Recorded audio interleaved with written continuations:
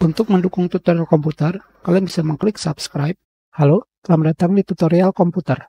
Tutorial kali ini mengenai cara masuk ke safe mode aman.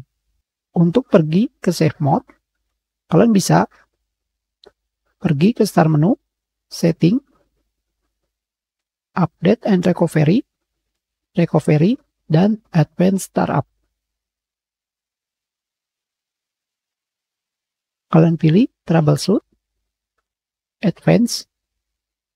Selanjutnya kalian pilih startup setting.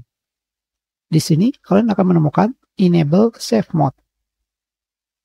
Kalian pilih restart.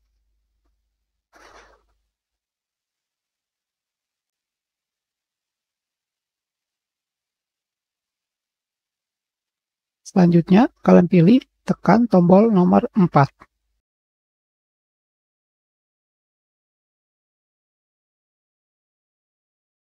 Maka kalian akan masuk ke safe mode. Untuk kembalinya, tentu saja kalian hanya perlu restart. Maka kalian sudah kembali dari mode aman. Tentu saja kalian juga bisa pergi ke start menu, tombol power di sini pada restart. Kalian tahan tombol shift kiri pada keyboard dan klik kiri pada mouse. Maka kalian akan langsung masuk ke advanced option.